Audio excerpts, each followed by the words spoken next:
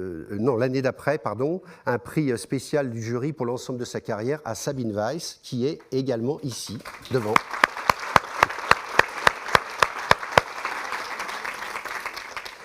Et alors, quand André vous parlait tout à l'heure de l'alignement des planètes, l'année dernière, nous avons remis le prix à Pierre de Vallombreuse, qui est un photographe talentueux s'il en est, et dont vous pourrez voir les photos dans le foyer juste en sortant, si vous ne les avez pas déjà vues, qui est donc, comme il était notre lauréat l'année dernière, qui est cette année le président du jury photo.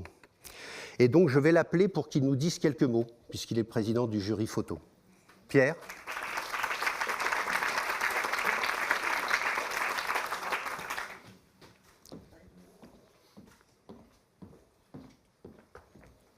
Bien, bonsoir et merci d'être venu.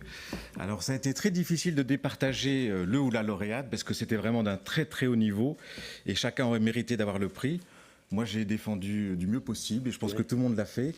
Donc, vous allez avoir, je pense, la surprise de découvrir qu'on ne s'est pas trompé. Je pense qu'on a tous été finalement, à la fin, très soulagés parce qu'on s'est dit, voilà, c'était vraiment quelqu'un d'exceptionnel qui va recevoir ce prix. Tu ne dis pas, hein. Non, non, non, non. Et juste pour ceux qui ont vu les photos et qui s'intéressent un petit peu à cette vallée dans l'île de Palawan, où vit cette communauté des Tao de Batu, les hommes des rochers, que je fréquente maintenant depuis 30 ans, il y a une très bonne nouvelle. Je viens de signer un accord avec le Musée national des Philippines, parce qu'il faut savoir que cette petite vallée, il y a 30 ans, quand je suis allé là-bas, il n'y avait pas de route, il n'y avait personne. Donc, ils vivaient en autarcie. Depuis, la route s'est construite. Les compagnies sont là, qui veulent planter du palmier à huile, qui veulent planter du cacao. En gros, leur voler leur terre.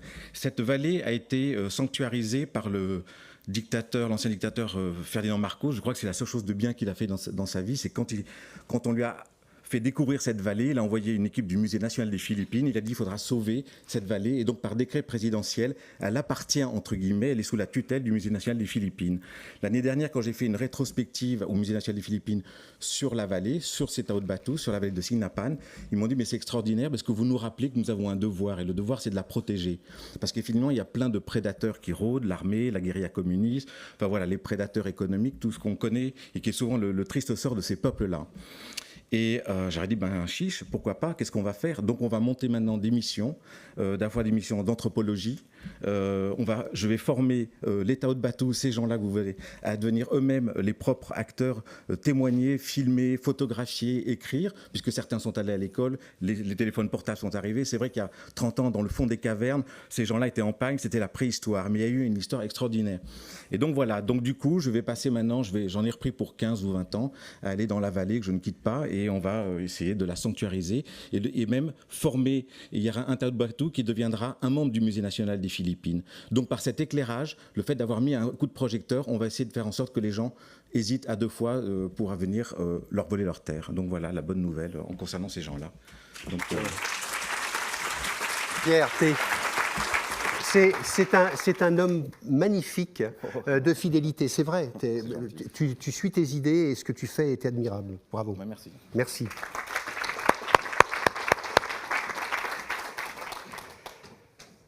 Alors maintenant, je vais vous présenter les membres du jury du prix photo, donc, dont Pierre est le président. Gilles Beaubertier, qui est l'ancien directeur du musée Albert Kahn et maintenant conservateur du musée de l'Oise, le MUDO, à Compiègne.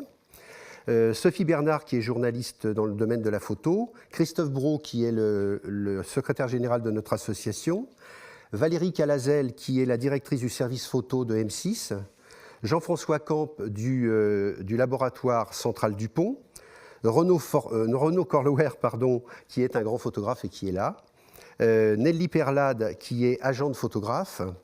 Bernard Perrine, qui est correspondant de l'Institut de France, et moi-même. Et les nominés de cette année sont Jane Evin Atwood, Benjamin Decoing, Nadia Ferrouki, Olivier Grunenwald, Guillaume Herbeau, Léon Erstrit, Claude Ivernet, Philippe Marini, Bernard Plossu, Ambroise Tézénas, Xavier Zimbaro. Et je vais vous demander de regarder leurs photos pendant quelques minutes.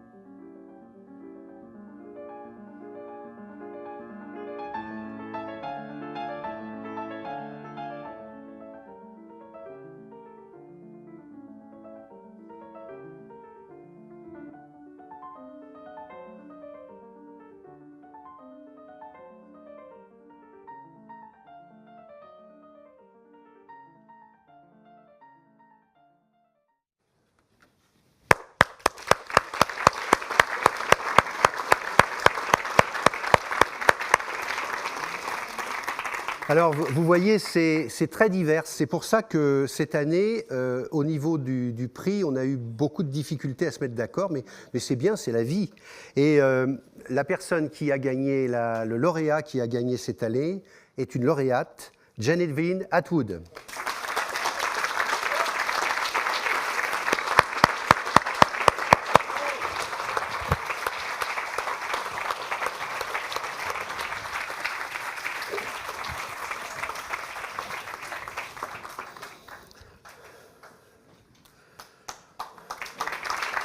Voilà, Jen. Bravo. Je vais demander à Christophe Brault, qui l'avait présenté, je crois, hein, c'est toi qui l'avais présenté, de monter sur scène, qui est notre secrétaire général. Voilà. Voilà, Jen. Je suis ravi de vous remettre ce prix.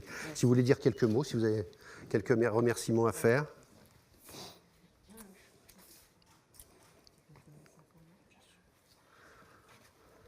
On m'a dit que je n'avais pas besoin de parler, mais que j'ai besoin de faire les remerciements. Avant que je fasse des remerciements, je voudrais bien dire qu'il n'y a pas un trait d'union entre Jane et Evelyn. Ah.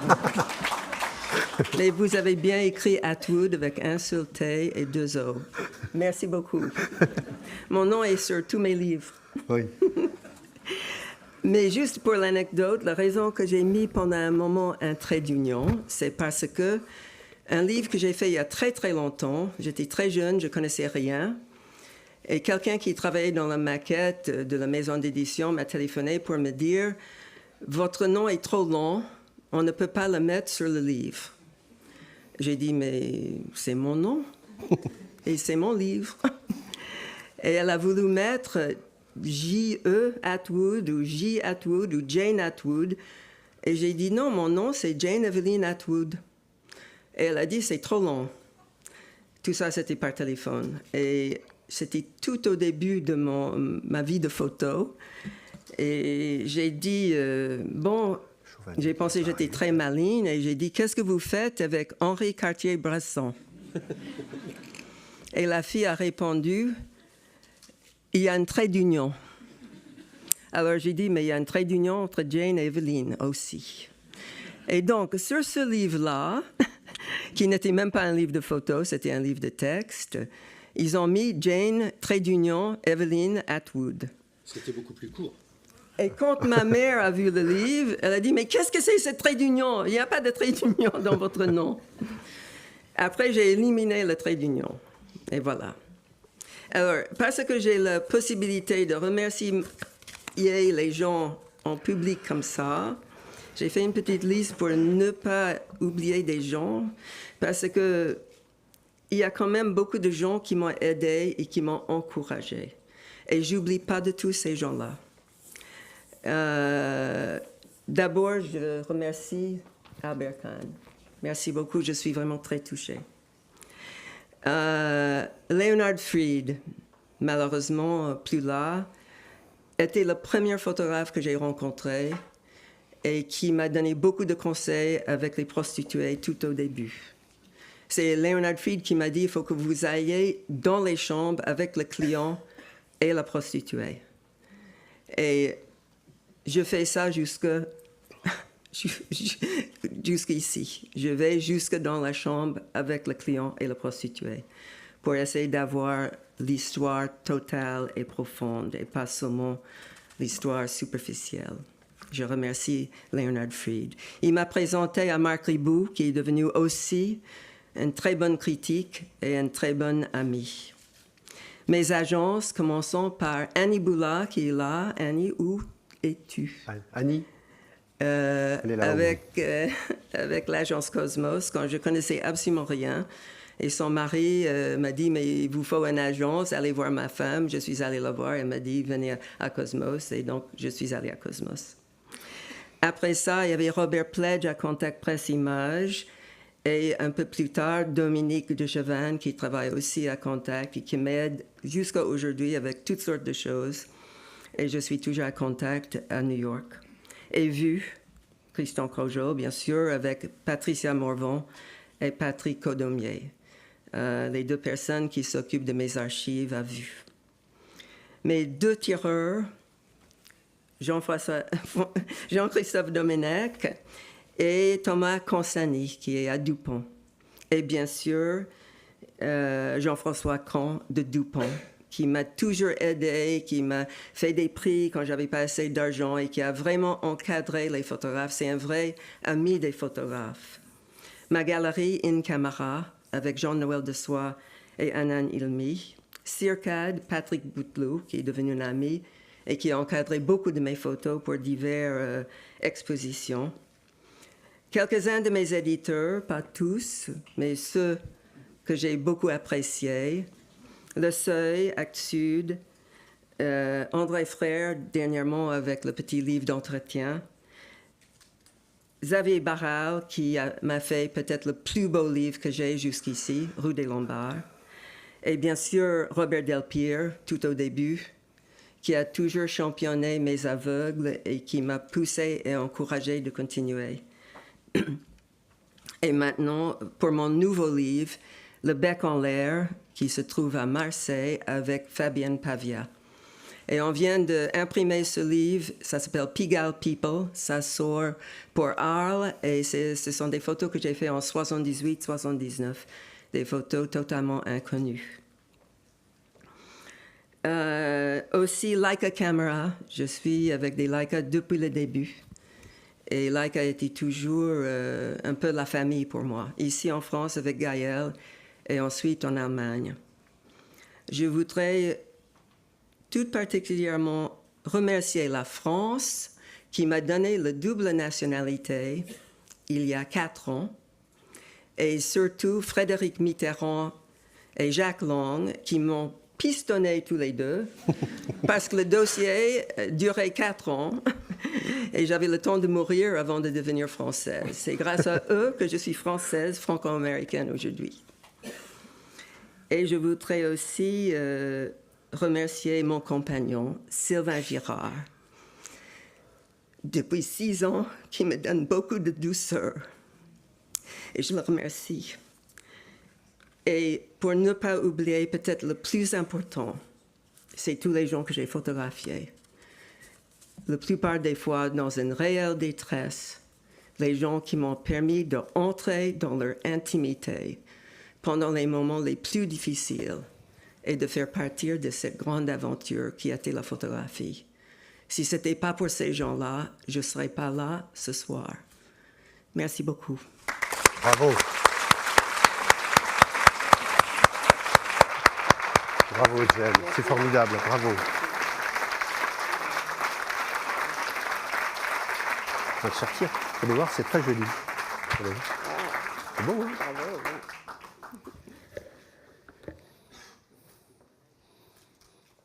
J'avais pas le temps d'enlever mes lunettes.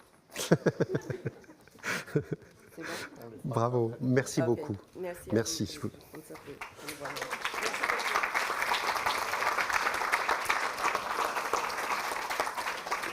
Vous voyez, c'est pour des moments comme ça qu'on fait le prix Albert Kahn chaque année. C'est formidable. Des gens merveilleux qu'on ne voit pas toujours, qui sont dans l'ombre, ils sont derrière la caméra. Donc c'est bien de les montrer devant, parce qu'ils nous apportent beaucoup d'humanité, ils nous apportent de l'oxygène. Et d'ailleurs, l'oxygène, j'ai coutume de dire que les photographes et les journalistes sont un peu l'oxygène de notre société. C'est grâce à eux qu'on a un peu d'air, qu'on peut le perdre quand on tombe amoureux. Mais enfin, ça c'est autre chose. On va passer à autre chose. On a une surprise cette année. On a décidé de remettre un nouveau prix avec Ushuaïa TV, qui est un prix totalement nouveau, qui est le prix du plus beau livre photo de l'année. Et pour l'année 2018, je vais demander à Christophe Sommet de Ushuaïa TV de me rejoindre sur le plateau.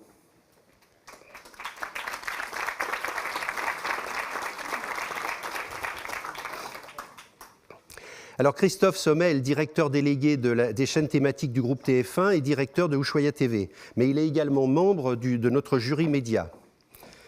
Et je vais vous demander de regarder le petit film qu'on va vous lancer. On en parle après.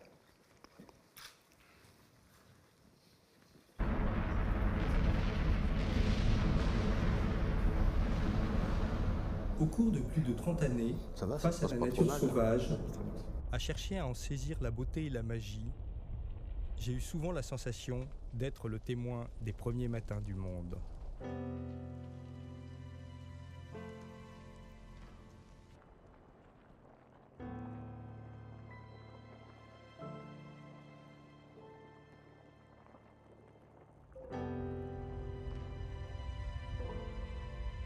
Fasciné par les puissances de la Terre, je ne sais plus si photographier est pour moi un but ou un prétexte pour m'immerger au cœur des forces de la création.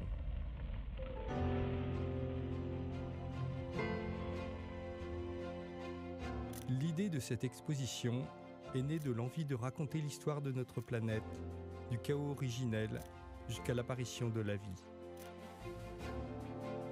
Redécouvrir ce long voyage de plus de 4 milliards d'années où les forces tectoniques ont façonné une Terre prête à accueillir un jardin d'Éden et une véritable arche de Noé. Prendre conscience du temps infini qu'il aura fallu pour qu'émerge une telle richesse. Puisse ce voyage à travers le temps, l'espace et la diversité inviter à une relation renouvelée avec la nature et à plus de respect pour la Terre, berceau de nos origines.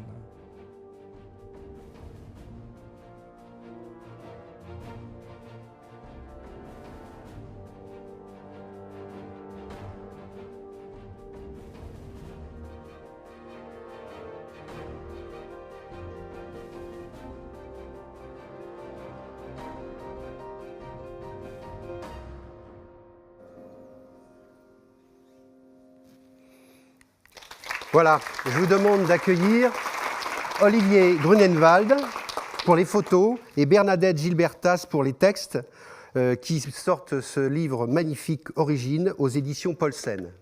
Si vous voulez bien vous approcher. Ah, ils sont là-bas tout au bout. C'est des gens humbles, modestes, donc ils sont toujours au fond de la salle.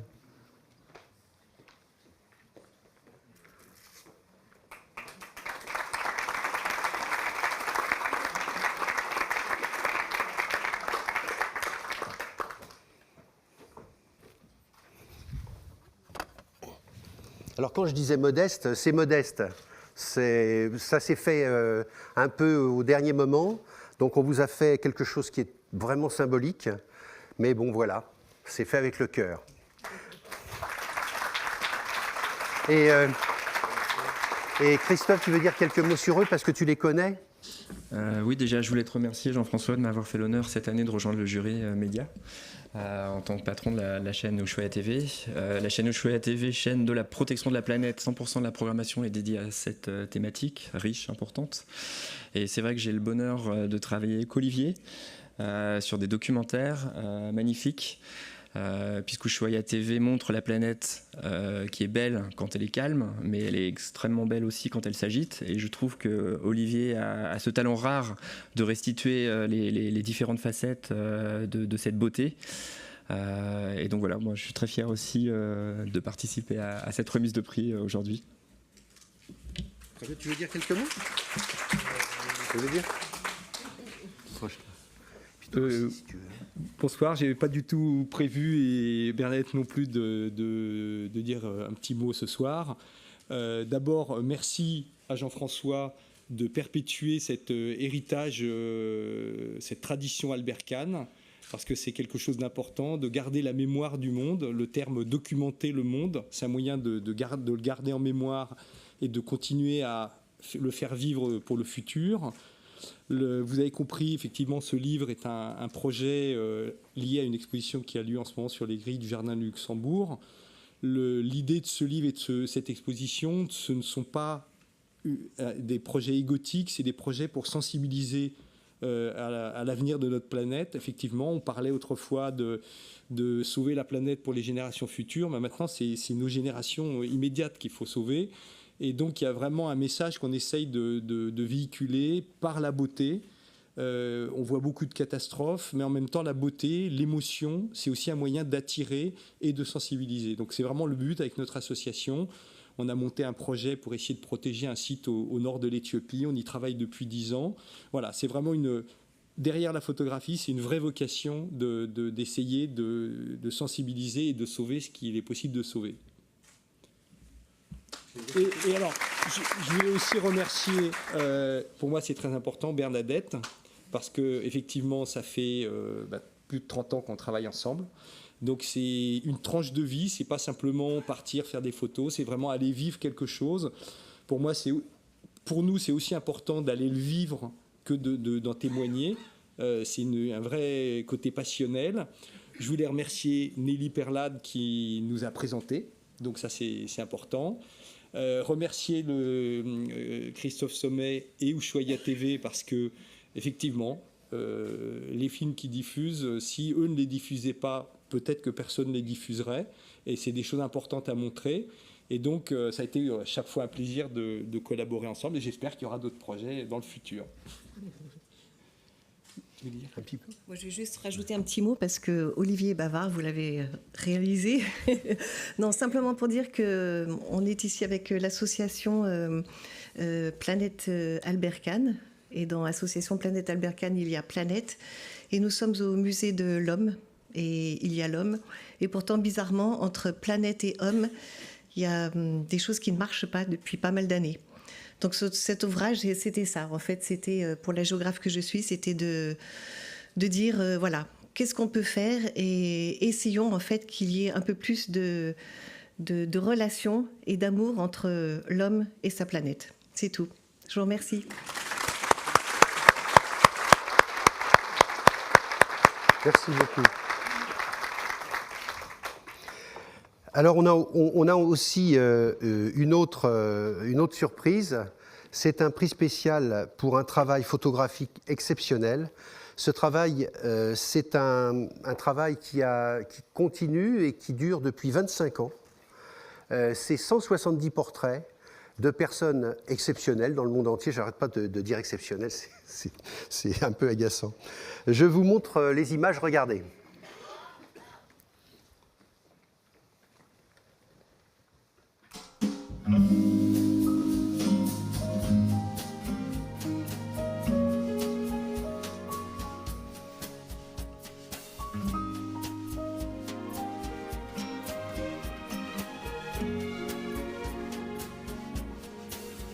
Il y a du soleil et du ciel et des lacs dans tes yeux. Il y a du mystère et du rêve et du feu dans tes yeux qui regardent mes yeux. Il y a des promesses et comme des mots d'amour dans tes yeux. Il y a de l'ivresse et parfois des éclairs dans tes yeux. Et je suis dans tes yeux. Il lance des reflets sauvages.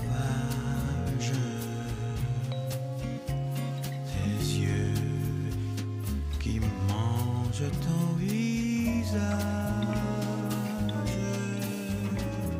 et moi, je me risque à plonger mon regard dans tes yeux. Et toi, en abaissant alors tes longs cils, peu à peu, tu m'enfermes dans tes yeux.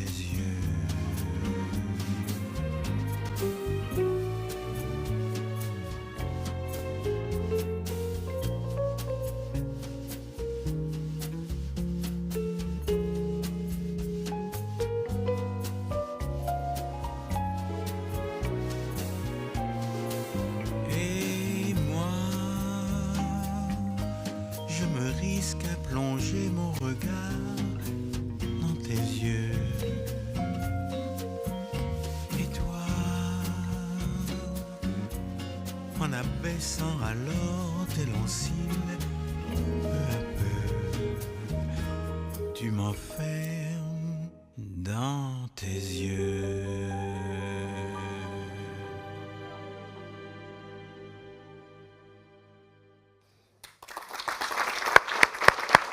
Non, hein.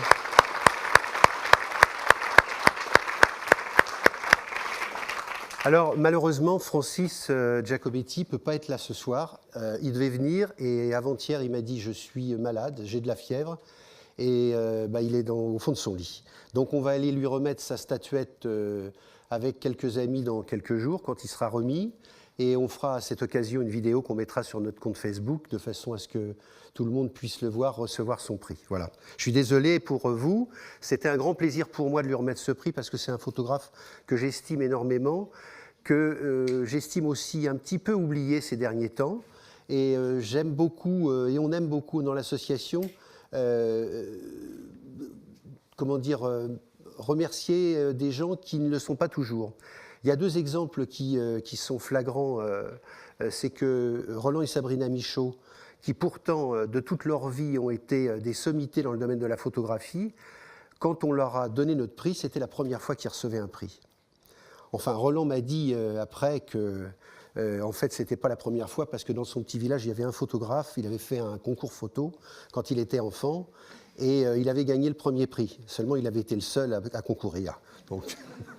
Et puis, l'année dernière, on a remis un prix d'honneur à Sabine Weiss, et c'était la première fois qu'elle recevait un prix, alors que tout le monde connaît les photos de Sabine Weiss. Mais il y a des espèces de modes comme ça, et nous, on aime bien justement sortir des sentiers battus et des modes. Alors après, on passe au prix international Planète Albert Kahn, médias audiovisuels. Les précédents lauréats furent, ça a commencé en 2012, donc c'est bien après le prix photo, Frédéric Lopez pour Rendez-vous en terre inconnue, Patrice Franceschi, qui est dans la salle, je vous demande d'applaudir, et qui va venir me rejoindre. Viens Patrice. Patrice, viens me rejoindre.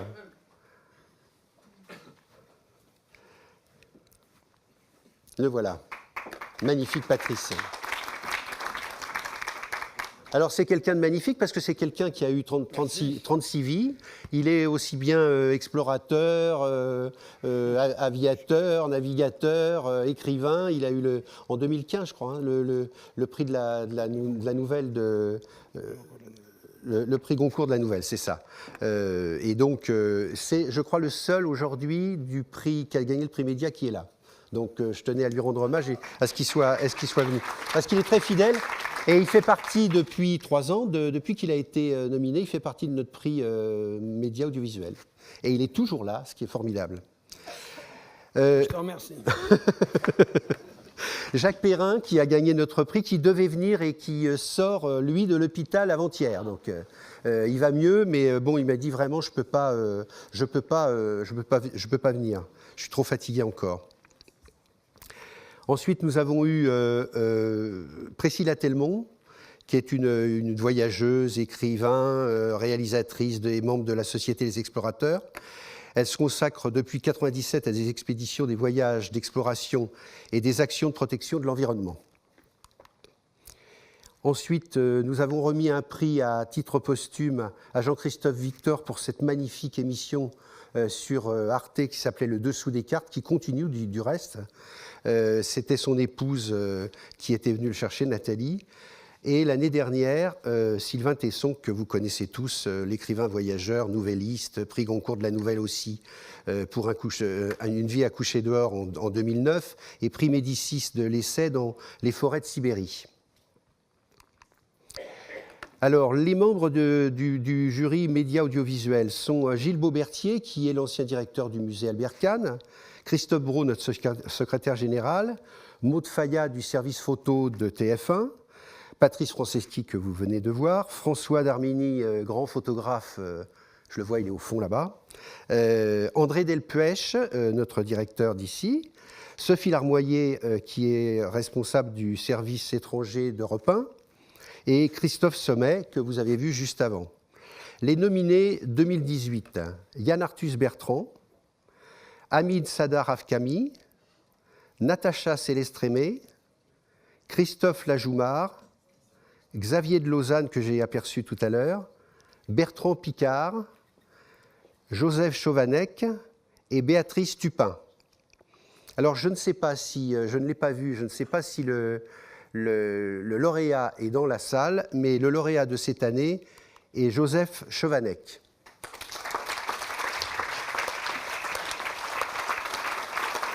Alors, est-ce que Joseph est là? Non, il n'est pas là? Il était à Toulouse, il faisait une conférence, il m'a dit « Je vous promets, je prends l'avion et je rentre ». Bon, je ne sais pas si les grèves d'Air France ont joué dans l'histoire. Je vais vous parler un petit peu de lui parce que c'est vraiment une personne à part. Vous savez que grâce à Albert Kahn, nous avons les premières images couleurs de 52 pays dans le monde, je vous l'ai dit tout à l'heure. Albert Kahn aurait adoré explorer le pays dont vient notre lauréat 2018. Il est philosophe, écrivain, traducteur, chroniqueur radio sur Europe 1, dans les carnets du monde de Sophie Larmoyer, conférencier. Il est aussi plus que polyglotte. Il parle évidemment la plupart des langues européennes, mais aussi le persan, l'hébreu, l'arabe classique, l'araméen, le chinois, le russe, l'azéri, le sanskrit et, me dit-il, un peu l'estonien. J'en perds mon latin, moi, que je maîtrise à peine. Hein. Il a écrit aussi des livres qui sont tous des succès. En 2012, Je suis à l'Est.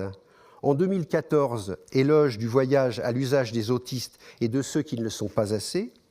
En 2016, Voyage en Autistan. Et cette année, Nos intelligences multiples.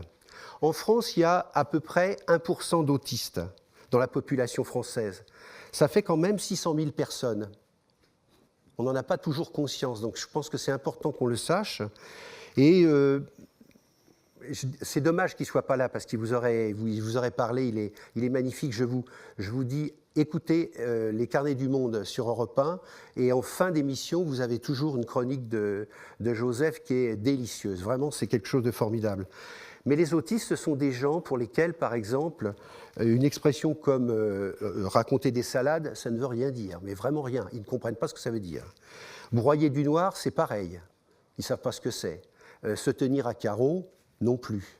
Et quand on leur parle de portefeuille, bah pour eux, ce sont des arbres, les portefeuilles. Vous voyez ? Donc c'est toute une poésie et une façon de voir la vie qui est très très différente. Donc peut-être qu'il va arriver tout à l'heure. Donc je garde son prix et on lui remettra s'il arrive tout à l'heure par son problème d'avion. Maintenant, on a une dernière surprise, c'est qu'on veut rendre hommage à un homme. Cet homme, il a 30 ans de journal télévisé sur TF1. C'est dans son comment dire, je suis assez ému parce que c'est un homme que j'aime beaucoup. Il a dans son portefeuille un nombre de reportages incroyables, et je vais vous demander de regarder le petit film qui passe pour le donner-vous.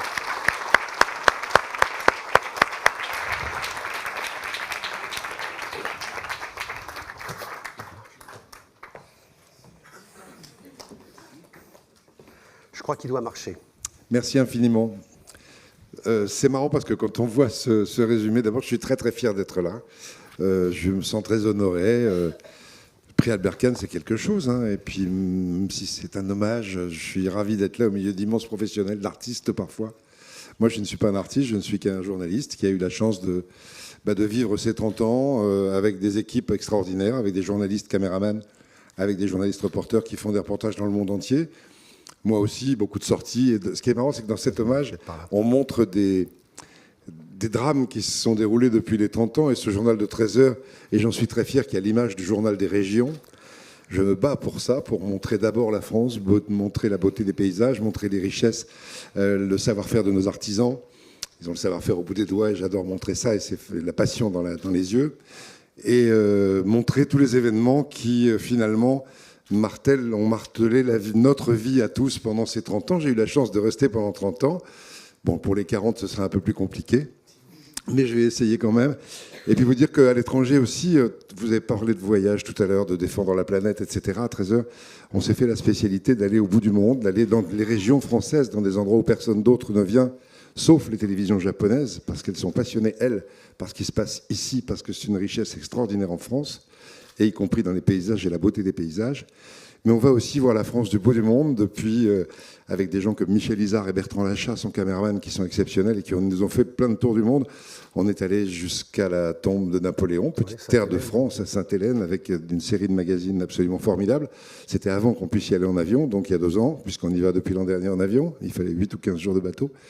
Et puis, je ne sais pas, jusqu'à Wallis et Futuna, en passant par la terre Adélie, où on a fait une belle série de magazines. Et Michel Izard, on a fait un magnifique livre, Adélie, mon amour, édité chez Michel Lafon, si ça vous dit. Ça raconte l'histoire de la terre Adélie, c'est magnifique. Voilà, le Trésor, c'est un peu tout ça. C'est voilà, les grands événements de ce monde, les petits événements, la vie des gens. Et puis des gens dans les régions françaises qui ont souvent du savoir-faire et pas du faire-savoir. Donc j'essaie de les faire connaître. Merci en tout cas, je suis très très fier d'être avec vous. Ouais, merci, merci. Moi, Jean-Pierre...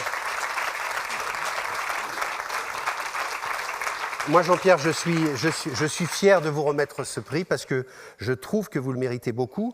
Et ça n'est pas parce que TF1 est à Boulogne que je vous le remets. Hein. Mais ce prix Albert Kahn, c'est un prix de l'humanité et vous êtes, dans vos yeux, quelqu'un de très humain. Donc vous devez être à l'intérieur. Et je crois qu'il y a une dame qui doit le savoir. Oui, merci infiniment. Merci. Au revoir.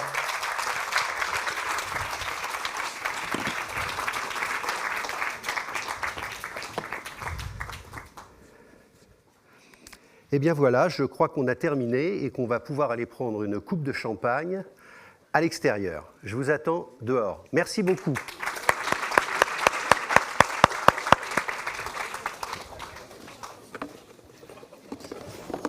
Ah, vous êtes arrivé? Ah, mais j'ai pas vu. Alors, attendez, il y a... Je ne sais pas si on peut... vous pouvez rester 2 secondes parce que Joseph Chomanek, qui n'était pas là, est arrivé. Donc asseyez-vous. On va lui remettre son prix, c'est la moindre des choses. Cher Joseph, approchez-vous. On est tellement ravis de vous avoir. Venez, venez.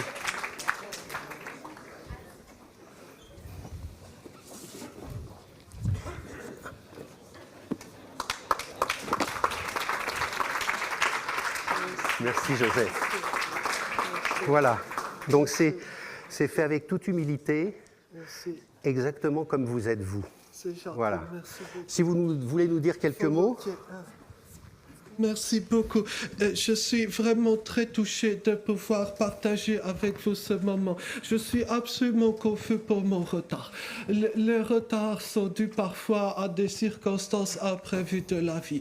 Elles sont particulièrement liées au statut d'étranger de certains.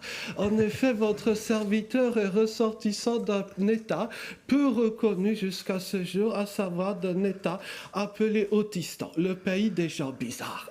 L'Autistan commence parfois relativement près de chez nous, mais être ressortissant d'Autistan expose parfois aussi à certaines difficultés. L'une des petites raisons de mon regrettable retard, c'est donc à l'aéroport de Toulouse, un employé jugeait bizarre mon accent et jugeait que cela jurait avec mon lieu de naissance tel qu'indiqué sur les papiers, à savoir la France. Voyez, donc cela expose parfois à certains retards, malheureusement plus ou moins contrôlable. En tout cas, être étranger, quel que soit, je dirais, le pays, c'est aussi un atout. Cela vous pousse à voyager. Malheur à ceux et celles qui ont une trop belle maison, un trop beau poste. Ce n'est pas cela ce qui vous incitera à partir, à découvrir les horizons nombreux et lointains de notre monde. Toute la diversité, non seulement culturelle, mais également humaine. Je pense que nous avons fait une erreur ces dernières années, puisque nous avons restreint l'écologie au seul domaine animal ou végétal. L'écologie, à mon humble avis, doit également s'appliquer à l'être humain, puisque lui aussi, l'être humain est divers, multiple, variable, et c'est un peu cette découverte fascinante et fabuleuse qu'il m'a été donné partiellement de faire au cours de ces années. N'étant que saltimbanque du voyage, lancé sur les routes et entre les villages de tel ou tel pays depuis tant d'années pour parler du handicap et d'autres particularités humaines, j'ai eu la chance de pouvoir rencontrer des personnes tout à fait formidables, extraordinaires, de celles qu'une recherche Google ne permet pas de trouver. Car oui, je pense que le monde véritable, la vie véritable est celle qui n'est ni sur Google, ni sur certains sites en quête d'argent qui créent prétendument du lien, sachant qu'en fait, ils les brisent. Je suis convaincu que les personnes les plus intéressantes sont parfois les mieux cachées.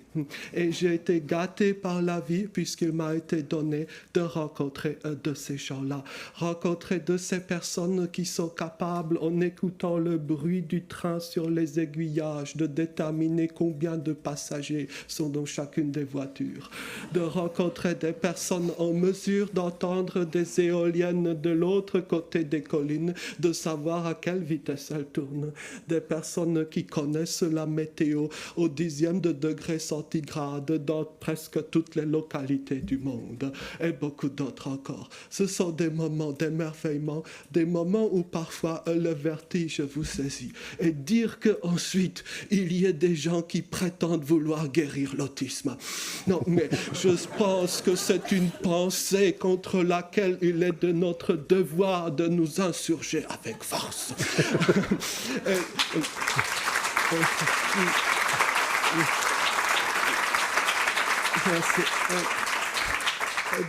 Dans les personnes ou parmi les personnes des décennies écoulées ou des siècles écoulés qui ont contribué à donner ou à rendre ce goût de l'ailleurs, ce goût de l'autre, je crois que Albert Kahn ferait figure au premier rang. Il y en a eu d'autres, de ces personnes plus ou moins bizarres, plus ou moins surprenantes, de ces personnes qui rendent possible l'aventure, qui rendent possible le voyage. Pour ma part, j'ai eu la chance, il y a déjà 4 ans de cela, de rencontrer Sophie Larmoyer de Europe 1 qui a bien voulu m'embaucher, et je dois dire peut-être révéler une petite anecdote. Le jour où elle m'avait annoncé cette nouvelle, à savoir que votre serviteur, donc, qui est porteur d'un défaut d'élocution majeur, allait travailler à la radio. J'étais dans un petit village tibétain. J'avais cru à une vilaine blague ou à un dysfonctionnement du réseau téléphonique. Mais la petite blague, supposait-elle, est devenue réalité. Dans la vie, souvent, quand on ignore que quelque chose est impossible, on le réalise suivant le fameux dicton. Et je pense que quand on est porteur d'un handicap quelconque, d'une différence quelconque, l'une des plus grandes joies, c'est de faire mentir les pronostics. Et je crois qu'en matière, je dirais, d'ironie et de surprise de la vie, le fait de travailler à la radio, quand on parle bizarrement, ça a un goût certain. Ça a une saveur certaine.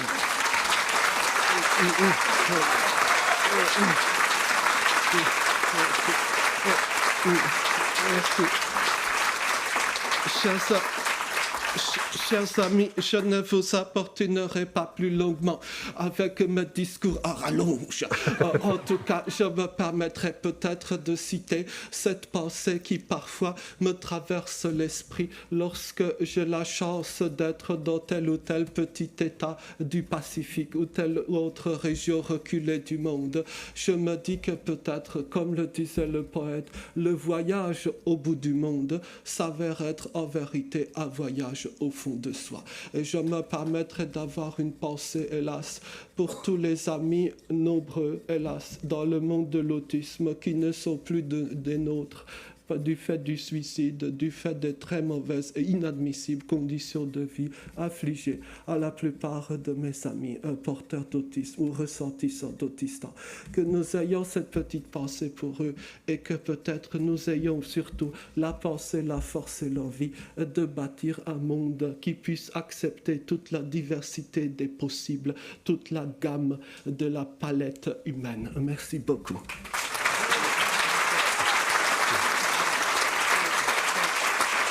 Voilà.